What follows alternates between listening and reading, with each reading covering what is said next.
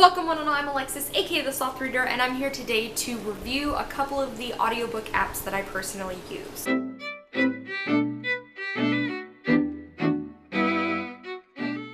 So in this video, I will be reviewing Audible, Overdrive, Scribed, and Hoopla.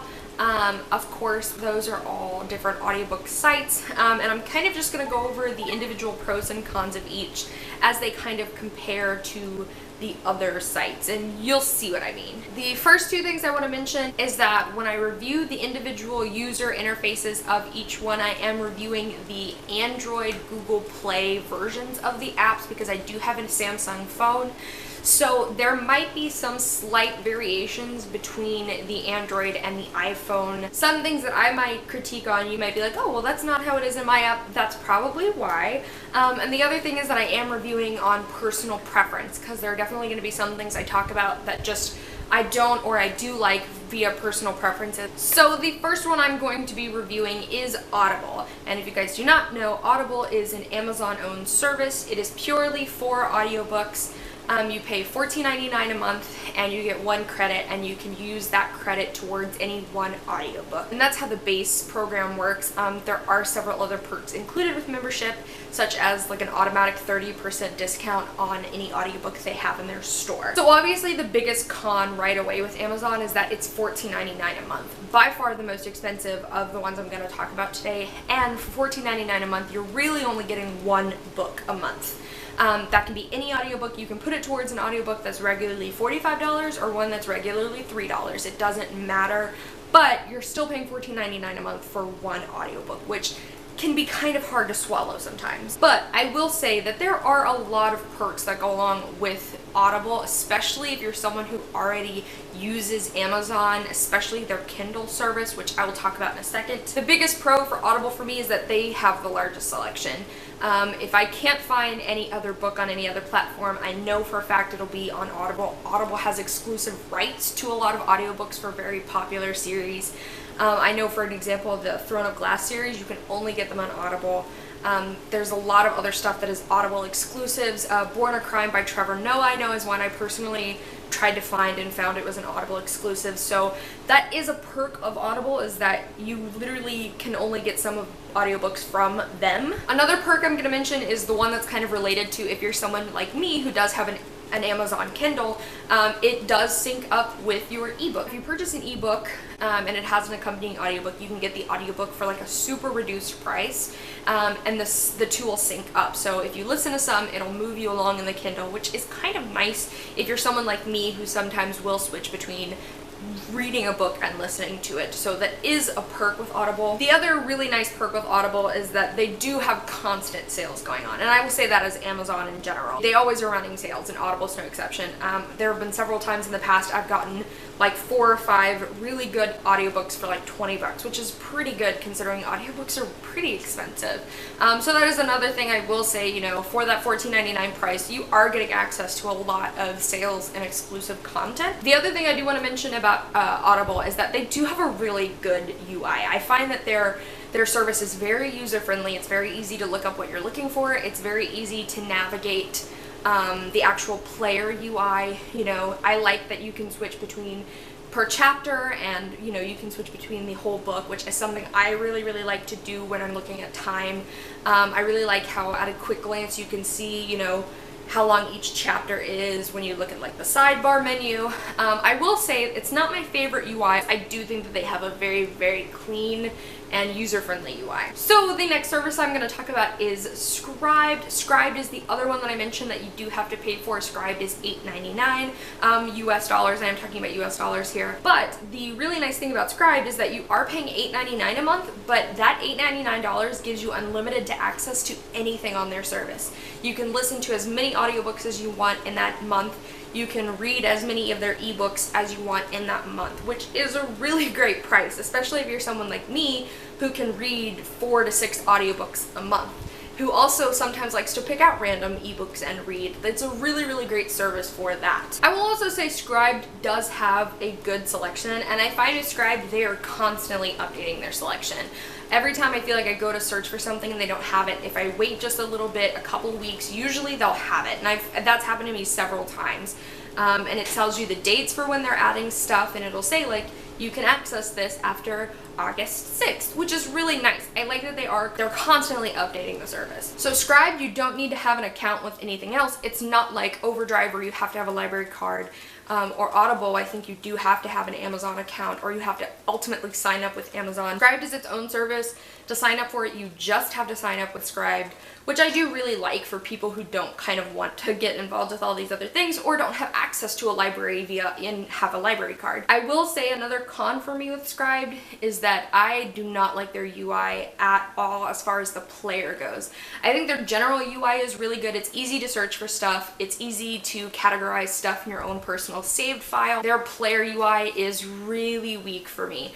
I don't like that I don't have the option to look at my progress through the audiobook as a whole. In fact, there's really no place on the app you can see that.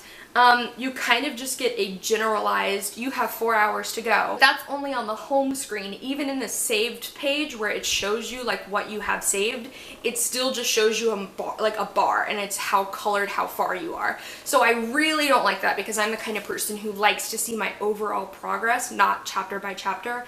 And Scribd doesn't even give you the option for like overall progress. It's just chapter by chapter. And in general, I do find that their speeds and their timers are kind of a little restrictive. It's all preset categories. You kind of can't set your own thing, which I don't really love. It's a usable UI. I don't hate it, but it's definitely not my favorite. The next service I'm going to mention is Overdrive, and Overdrive, of course, syncs up to your library. So that right there, I kind of feel like is one of the biggest cons of Overdrive, is that it's limited to a library. You have to have a current library card, and the selections are limited to whatever library that you do sign up with, especially when you are looking at international users who probably maybe don't have access to libraries, or who have libraries that don't have a very big selection. Overdrive is very limited in that way. One of the perks of Overdrive is that it is free to use. As long as you have your library card, which my library is free to join. I don't know if other libraries are not, but it is free to join my library, so Overdrive is completely free for me, and I have access to as many things as I want. I do have to do wait lists like I would in a regular library if I was renting physical things, but you know, it's still worth it when you can get a brand new release, and you only have to wait 2 weeks to get it, and then you get it for free, and it's like, cool, I didn't have to pay for that. So that's really, really nice. I will say personally for me, I love the Overdrive UI. I think the user interface for Overdrive is really nice. Again, I am talking about the app. I know some people have complained about the computer version, but I love the app. I know I've heard a lot of other people complain that Overdrive is not very user-friendly, and to that I will say that every library has their own database, and every database is different. So Overdrive just gives you access to your online libraries, your library's online database. So how complex or how convoluted the database is really more dependent on your library than it is the actual app. Because my library's database, like the public library that I use, their online database is so simple to use. It's so easy. I've never had problems navigating it or getting things to download or getting things sent to me like I've heard other people have. But I do know people who use a different library have a totally different online database, and theirs is much more complicated than mine is. So with Overdrive, that's another thing with it being related to your library, is that you are running the risk of maybe your library has a really confusing online database. But I think that the UI for Overdrive itself is really simple. I love that there are options for timers and for changing your speed and for bookmarking and stuff, but it's 3 buttons and that's it. The options on Overdrive to do stuff, the settings, there's maybe 5-6 settings and that's it. The most important setting is you can either look at your progress per chapter, your progress per book, which I personally just really love. It's all the things that you need without being really, really complicated. I feel like Audible can kind of tip into being. So yeah, I do really, really love the Overdrive UI. It's probably my favorite of all the ones I'm going to mention. And I do love using Overdrive as a service, but I do acknowledge that it is very limiting in the fact that it is, you know, limited to your library. And the last service I'm going to mention is Hoopla. Hoopla is another free service that does connect to your library. You do have to have a library card to sign up for Hoopla. And with Hoopla, you do have a limited number of downloads every month, which for me in my library, it's 7. So every month, in between, like, you know, the first of the month and the last day of the month, I can only rent 7 things, whether those are ebooks or audiobooks or TV shows or comics or movies, which Hoopla does have a database for all of those things. You can only rent 7 things a month, and I believe that number is set by your library. So I think my library sets it at 7, but I don't know how that applies across to like everybody's library, or if that's like a Hoopla base. I'm not 100% sure. So Hoopla is free, but again, it is limited to your library. So that is something to keep in mind. The other thing I want to say about Hoopla is that for me, it has the weakest selection of everything I'm mentioning. I find that my like saved for Hoopla for things I want to read or listen to in the future is very, very small compared to like my saved list on Scribd or my wish list on Amazon, Audible. They just don't have a very good selection. However, that being said, you know, I still use them because there is those rare little gems that I can find on Hoopla that I can't find on anything else. I also am not a fan of the player UI for Hoopla. It basically has no settings. It basically is like a set thing, and then you have to just deal with it. I think you have the option to change your speed. I don't think there's a timer, and I want to say there is a bookmark system, but I can't remember. The way the whole player UI is set up is just not good in my opinion. That one has the entire progress per the entire book rather than chapter by chapter, but you can't see when chapters end. It just plays the whole thing, so you don't have an option to look at table of contents, which I really don't like because I like to stop things on a chapter, and it makes it very difficult when I can't see when that chapter is. So that's one of the things that just really frustrates me about Hoopla. It's very usable. I'm not saying it's like a garbage app by any means.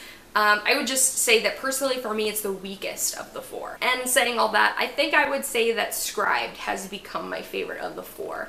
And it comes down to I strongly dislike the UI, and I've said that, but I find that I've been using Scribd more than anything else since I've gotten it, just because of the fact that you get unlimited audiobooks and ebooks every month for $8.99, which for me is something I can afford. It's a service that I use enough to make it worth the price.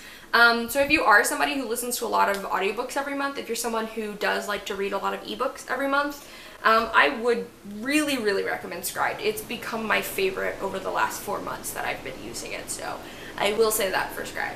It doesn't have a great player UI, but it's a very good service. Alrighty guys, so that was my review of 4 audiobook apps. I say audiobook apps because I do mostly use these for audiobooks, but with Overdrive, Scribd, and Hoopla, you do have the option to use them for ebooks, which I do use them for ebooks as well, but I would argue that I use them all more for audiobooks than anything. But I've been wanting to film this video for a while because I do know that a lot of people want to do audiobooks, but they're not 100% sure where to go, or, you know, if there are options for them that are cheaper or free than Audible. So yes, I figured I would film this video and kind of give you guys, you know, my thoughts and opinions on the things. If you like what I do, upload videos on Monday, Wednesdays, and Saturdays, and I'll see you guys soon with another one.